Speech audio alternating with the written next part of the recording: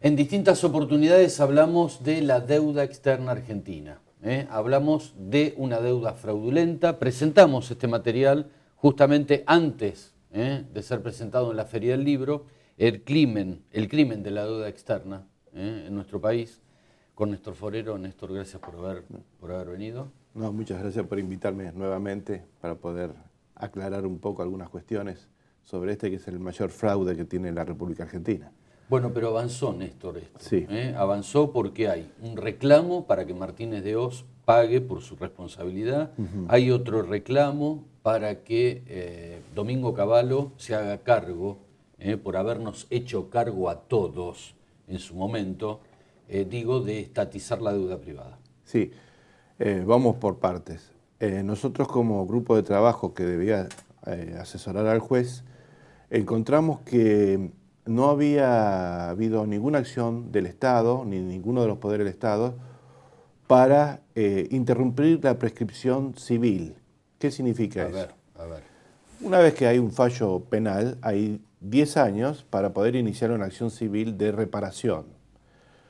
El fallo del juez Ballesteros del año 2000, que encontró que la deuda contraída durante el proceso militar en no menos de 477 oportunidades, es decir, 477 operaciones que eran fraudulentas e ilegítimas, decretó que la deuda era absolutamente ilegítima.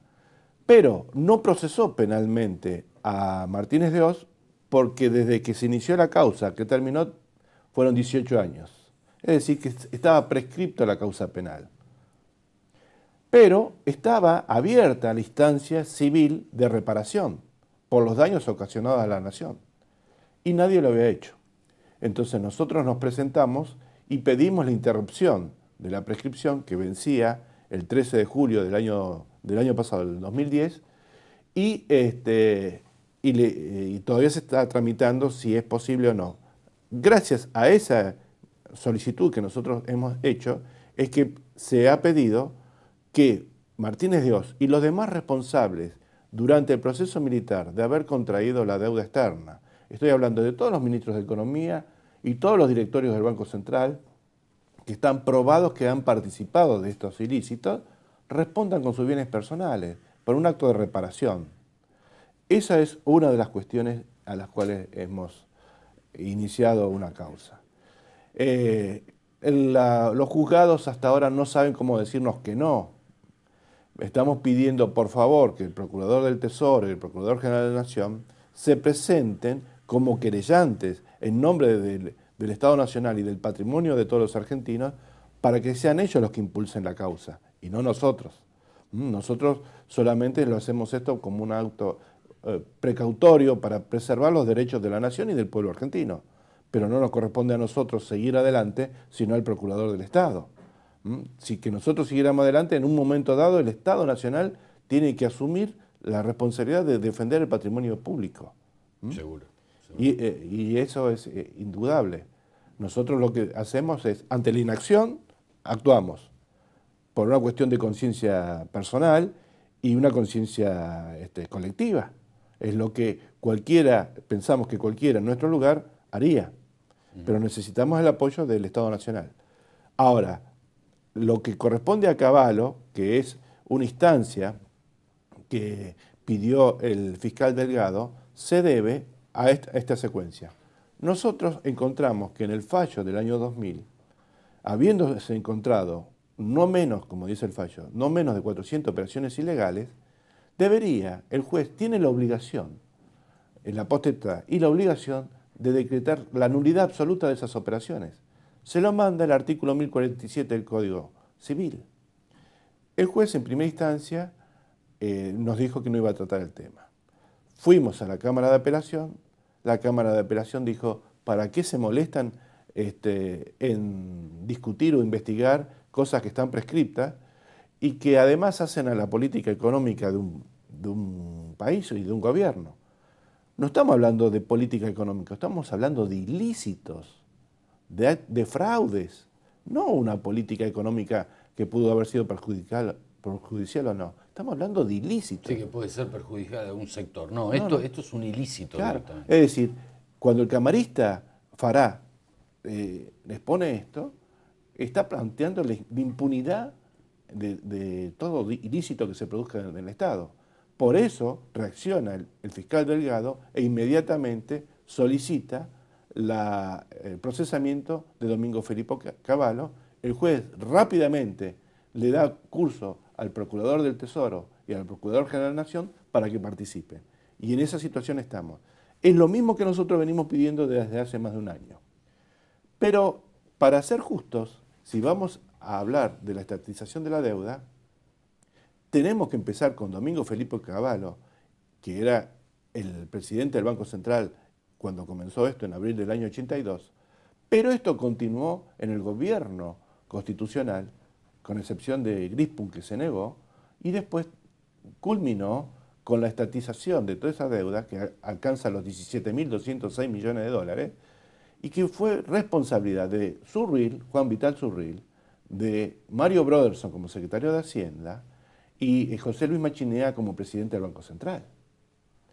Son responsables. Son responsables, porque el proceso lo inició Cavallo, pero lo terminó Zurril y Machinea. Quien terminó de estatizar la deuda fue Machinea, con el agravante que mientras estuvo como presidente del Banco Central, Enrique García Vázquez, había iniciado o creado una comisión de investigación de peritos dentro del mismo Banco Central, y los peritos, que no tenían casi ningún recurso material, encontraron que la mitad de la deuda que habían investigado era fraudulenta, no correspondía. Después, toda esa deuda, la mayoría de todos esos informes, fueron revertidos y fue aceptada la deuda.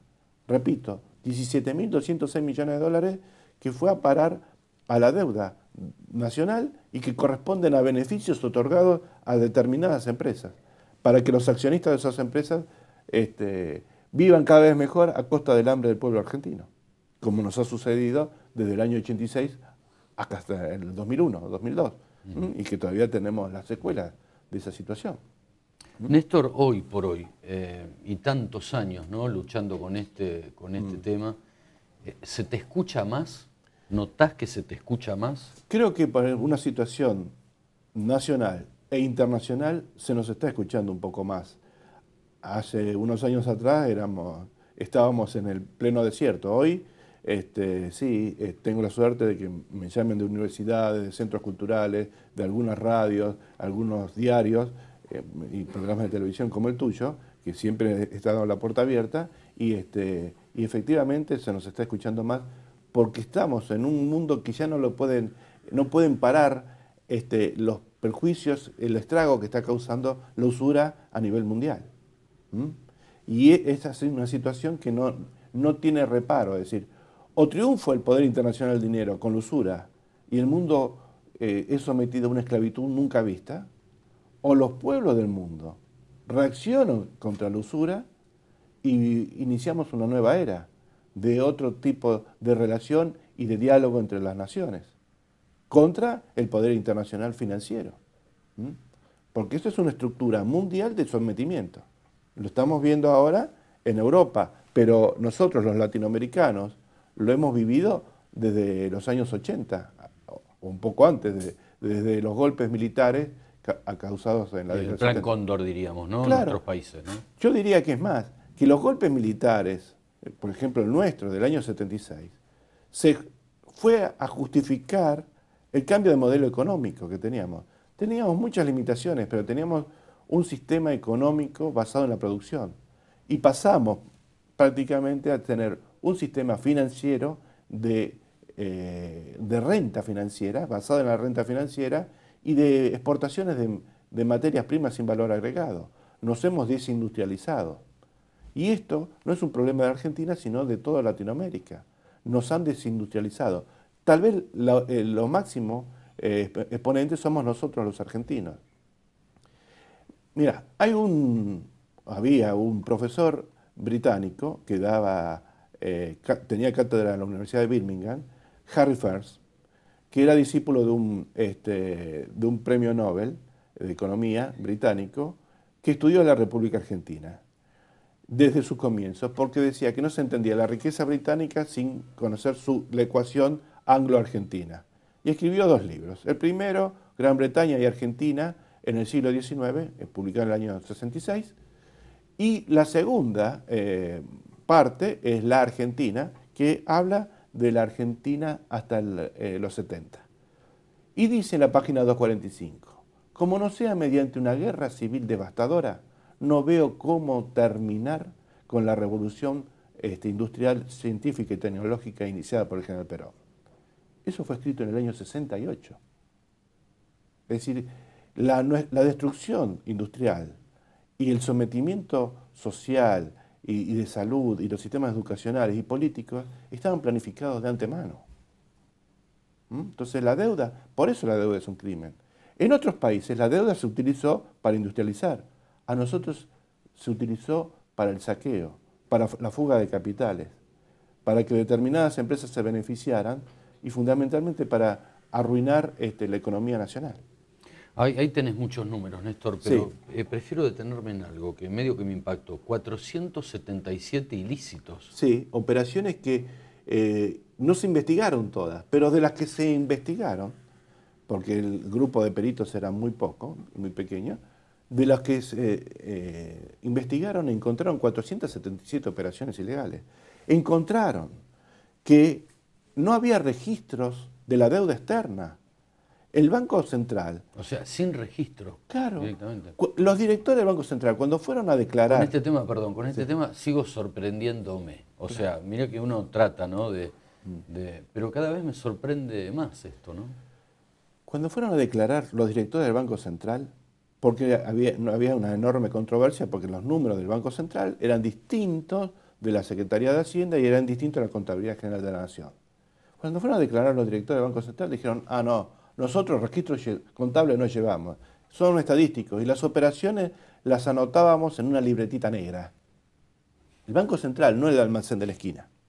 Terrible.